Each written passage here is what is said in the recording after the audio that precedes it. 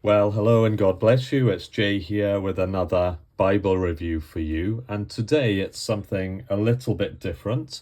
This is quite a rare Bible now. It's quite tricky to get hold of this. This is the Trinitarian Bible Society Westminster Reference Bible Compact Edition, but it is a special Reformation commemorative edition commemorating 500 years of since the Reformation. So it comes in this box, and I was able to get this in 2017. So it's a very attractive box that it comes in. There it has some additional information about the commemorative edition.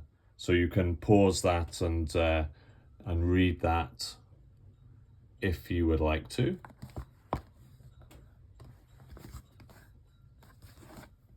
There's some more information there. And on the bottom, it comes in a brown Meriva calfskin, which is quite rare for TBS. All the other family of Westminster Reference Bibles come in a black Meriva calfskin. So I do have the ordinary sized TBS Westminster Reference Bible, which I'll review separately, which has all the exact same information but just on a smaller size. The only difference is this one has quite a large concordance, and it also has the translators to the readers, the fuller introduction preface to the King James Bible of 1611. So this one, as I say, I've never really seen it before.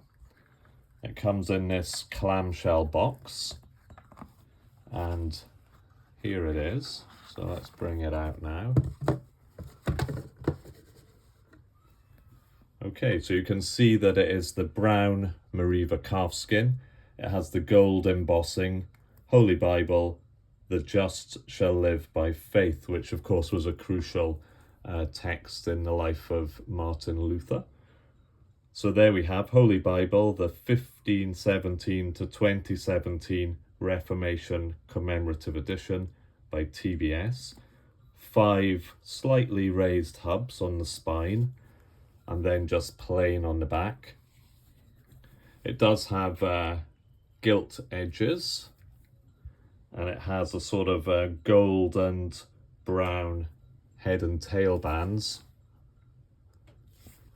4 ribbons, and they are stacked, so there's 2 brown towards the Old Testament and 2 kind of golden ones towards the New Testament. So when we open it up, you see that it has a brown vinyl paste down liner with reinforcement here, but it is not edge lined. Okay, and actually most TBS Bibles are not edge lined, but they are extremely well made. Show you the corners there. Okay, so let's get the sizes of this before we open it up further. Now, according to TBS, the page sizes of the text block are 6.5 inches by 4.6 inches and 1.2 inch thick. But with the cover on it and the yap, it's not by any means a full yap, it's relatively average kind of size yap on there. We have almost 7 inches, just under 7, and this way it is 5 inches, and then here to me it's just over 1.25 inch, so that's with the cover. So then if we get into this Bible, there's a little matte cardstock, then a presentation page which is matte card, which is great for writing in because it'll take any pen with no smudging. Then we have the commemorative insert, telling you a little bit more about Martin Luther and his 95 Thesis, which was posted to the door of the All Saints Church in Wittenberg, Germany. So that is the picture that's on the cover of the box. So we have some information about that, about the 500th anniversary of the Reformation, some information about the various Bible texts and manuscripts. Then we have a timeline of significant Bible translations arising from the Protestant Reformation. So that timeline goes right through from 1453 and the fall of Constantinople, goes all the way through different editions, right up to the year 1753 with a Portuguese Bible. So then we get into the actual Bible itself. So one blank page followed by the title page, followed by the copyright page. So you can see that this Bible was printed and bound in the Netherlands by Royal Jongbloed. This was in September 2016 printing, ready to be released in 2017. So the contents then, we have the epistle directory, some helpful characteristics of the authorized version, a guide to using the compact Westminster Reference Bible, the list of books and abbreviations, Old and New Testament, a table of weights and measures, a list of words and the proper names with their pronunciation. It's a sort of pronunciation guide that a lot of TBS Bibles do, a Bible reading plan, and then the 8 colour maps that TBS also do.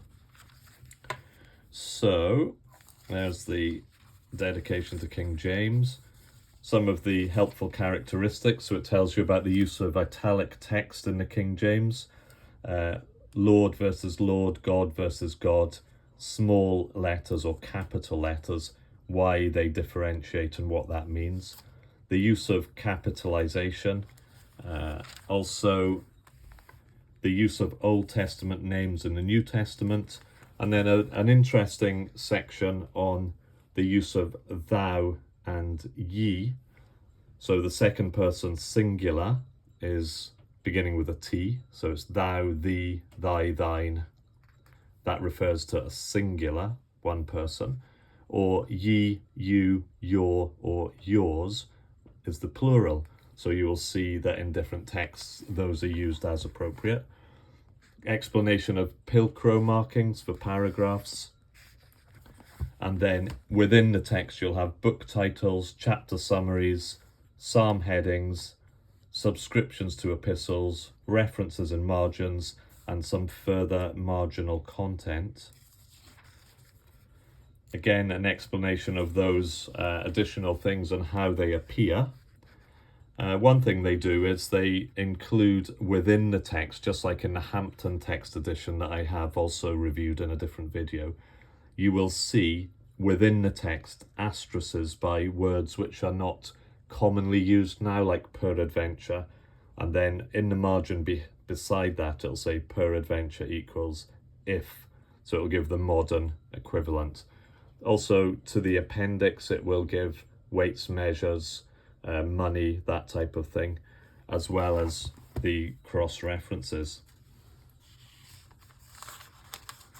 So there's the list of books and their abbreviations, Old Testament title page, and then we're into the familiar, if you're familiar with the Westminster Reference Bible, the familiar 2-column verse by verse format with pilcrows to mark new paragraphs and the references next to the verses to which they refer. So Genesis 1:14, and God said, let there be lights in the firmament of the heaven. So firmament has an asterisk right across to firmament equal sky. So that's very useful, putting that list of up-to-date renderings of archaic or obsolete words within the text and easy to find. So when it comes to the actual text block, It's very nicely laid out. There's good letting space. The font size on this compact edition is 7.3. And I guess because it's printed and bound by Royal Jongbloed, it's just such a sharp, readable font. It's really, although it's small, it's not difficult to read. So the features are the same as that of the normal-sized Westminster Reference Bible. So I can tell you some of those features. It has over 200,000 references.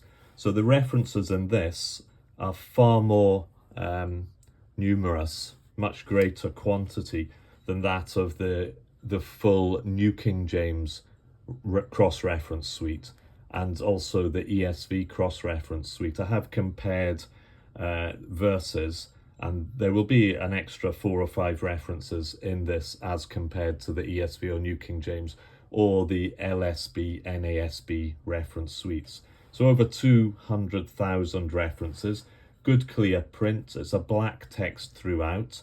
The calfskin is premium quality. It's a sewn binding. It has its 4 ribbon markers, the 2 brown, the 2 gold. So it's a very good quality Bible, and for something so small and compact, you have a wealth of information in here. When you come to a new book in this, to save space, to get the maximum use of space, new books will start on the same page that the previous book ends. When you get to poetry, like the Psalms, etc., it remains in that 2-column verse-by-verse format. There's no poetic layout in this. We get to the New Testament. We've got this sort of more gold-coloured ribbons, which aren't sort of actually very good quality ribbons. They are strong and they work, but you know, they do let it down a little bit. So it's the black letter text. Very sharp, very clear, very readable. And then when we get to the end of the Bible, the end there, and you can see, although this, I've sort of hardly used this, I've just flicked through it once or twice. At the very end at Revelation, it's pretty much lying flat. And with a little bit of use, it would, with no problem at all, lay flat on any page from the first to the last.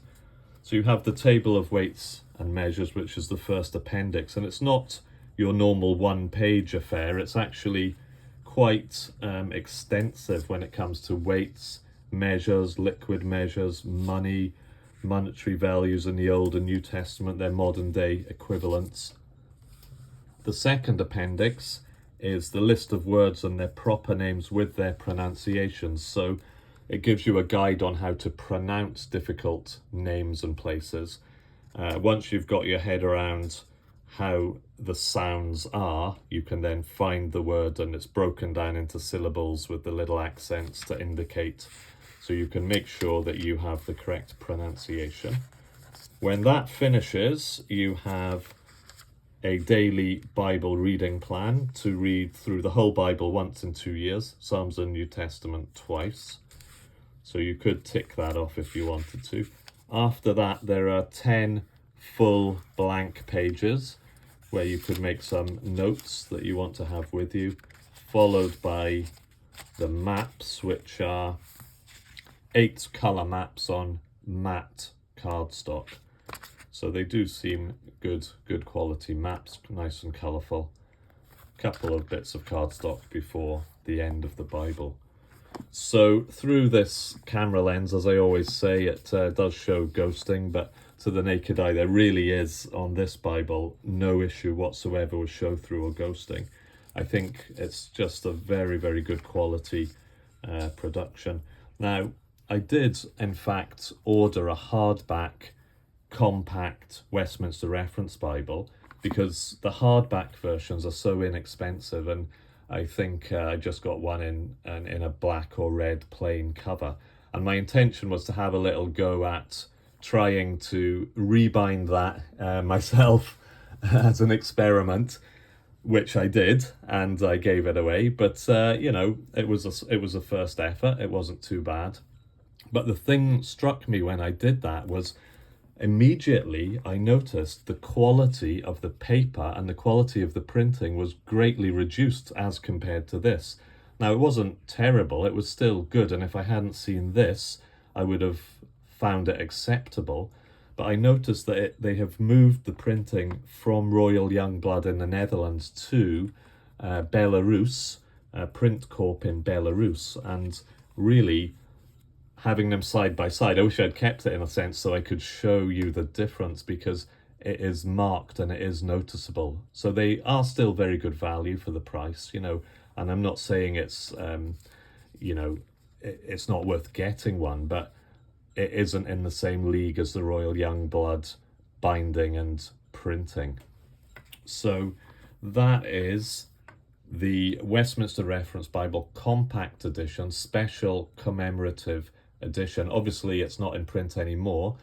You would only be able to get one second hand. And in fact, because this is one that I don't actually personally use and haven't used for years, it's just lived in its box. I'm on my quest to, you know, try to only have possessions I use. So I will be releasing this for sale or gift, depending. But it doesn't matter, because the one that I do use and have on the bookshelf to take down is, at the same time, I bought the same exact Bible in a hardback edition, which is exactly the same. It just doesn't have gilt edges, only has 2 bookmarks, but it is still printed and bound in the Netherlands by Royal Jongbloed. And this one, in fact, you can see it was September 2016. So the paper, the quality, the sharpness of the print all remains the same. And this is the one that I actually do use. So this is the one that I will be keeping.